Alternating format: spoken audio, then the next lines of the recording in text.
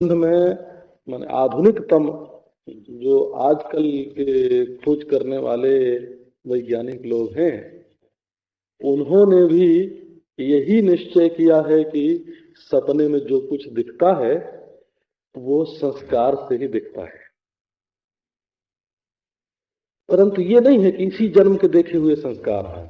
हमारे श्रुति में जहाँ आया है, दृष्टम अदृष्टम च पश्यति, श्रुतम अश्रुतम च पश्यति, अनुभूतम अननुभूतम च पश्यति। हाँ, देखा हुआ अनदेखा हुआ, सुना हुआ अनसुना, अनुभूत अननुभूत। क्योंकि इस जन्म में जो नहीं देखा है, नहीं सुना है, नहीं अनुभव किया है, वो पूर्व जन्म के जो देखे सुने अनुभूत हैं, उनके भी संस्कार मन में कहीं रहते हैं और वो भी मन में दिखाई पड़ते हैं। अच्छा, और ऐसा भी होता है कि जैसे हमने घोड़ा भी देखा है और मनुष्य भी देखा है, जागृत में देखा हुआ है। अब हम स्वप्न में क्या देखते हैं कि घोड़े के धड़ पर मनुष्य का सिर है और मनुष्य की धड़ पर घोड़े का सिर है। तो ऐसा भी देखने में आता है। तो ये क्या हुआ कि ये संस्कार गड़बड़ा गया, गड़बड़ा गया है तो संस्कार, परंतु गड़बड़ा गया। ऐसा भी देखते हैं कि 4 हाथ का मनुष्य स्वप्न में है, ये भी देखते हैं। तो इसके संबंध में अनेकों प्रकार की बात है। माने पूर्व मीमांसकों का तो मत ये है कि कर्म का जो संस्कार है वही स्वप्न में दिखाई पड़ता आता है। और भक्तों का इस संबंध में ये सिद्धांत है कि मनुष्य के कर्म का फल भगवान देते हैं। मैंने कर्म 2 तरह का होता है। एक तो ऐसा होता है जो इतना दृढ़ होता है कि जागृत अवस्था में अपना फल ले आकर के सामने रख दे और हम उसको भोग सकें।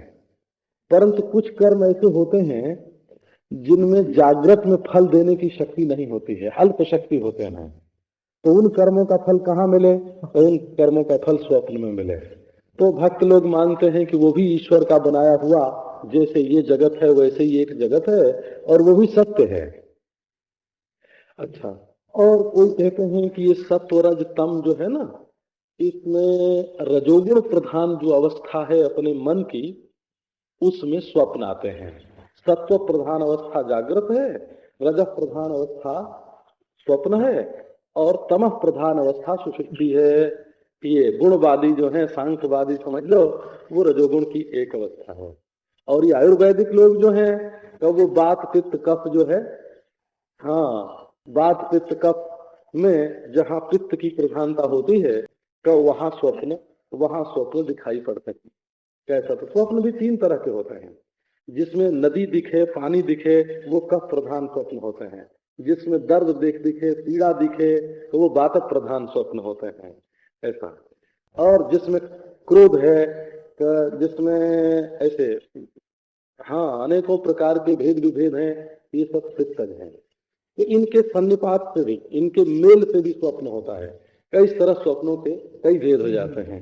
और शगुनिया लोग जो हैं, शकुन देखने वाले, तो वो बता देते हैं कि देखो भाई ऐसा स्वप्न आया तो उसका ये फल होगा। तो स्वप्न के कारण का विचार और स्वप्न के फल का विचार, ये तो अलग चीज है। किस कारण से स्वप्न हुआ और किसने दिया, ये वेदांत के विचार का विषय नहीं है। और उस स्वप्न का क्या फल निकलेगा, वो किस बात का सूचक है, ये विचार भी वेदांत का विषय नहीं है। स्वप्न काल में जो स्वप्न है वो बिना हुए ही दिख रहा है। दृष्टांत जो है वो न तो स्वप्न के कारण के संबंध में है और न तो स्वप्न के कार्य के संबंध में है। दृष्टांत तो ये है कि जिस देश में, जिस काल में, जिस रूप में स्वप्न दिखाई पड़ता है, वो देश, वो काल और वो वस्तु उस समय है नहीं। इतने ही हमको, माने स्वप्न के स्वरूप को ही हम दृष्टांतित करते हैं, उसके कारण और कार्य को हम दृष्टांत नहीं बनाते हैं। तो अब देखो, स्वप्न काल में हम देखते हैं कि हम यहाँ से बंबई गए और बंबई में एक मित्र से मिले हैं। अच्छा, अब जाग गए तो यहाँ से जितना लंबा स्थान है, जितनी दूरी है देश की, बंबई की, इतनी दूरी हम पार नहीं कर सकते थे स्वप्न काल में। और स्वप्न में जो हमने दिन, 2 दिन, 4 दिन देखा, तो सो अभी व्यतीत हुआ नहीं। और स्वप्न में जिस मित्र से मिलना देखा उस मित्र से पूछो कि क्यों भाई हम तुमसे मिले, तो वो कहेगा कि नहीं मिले हैं। तो वो स्वप्न में जो मित्र मिला वो मित्र भी मिथ्या है, और जो 2 दिन 3 दिन लगा उसमें तो काल भी मिथ्या है, और जो इतने लंबे देश में जाना आना हुआ सो भी मिथ्या है। इसलिए स्वप्न काल में वो सब चीजें बिल्कुल नहीं है, वो चाहे संस्कार से आई हो और चाहे किसी बात की सूचक हो, चाहे कर्म के फल स्वरूप ईश्वर ने दिया हो, इससे हमारा कोई मतलब नहीं है। मतलब ये है कि उस समय में वो चीजें बिल्कुल नहीं है, इतना ही हम समझ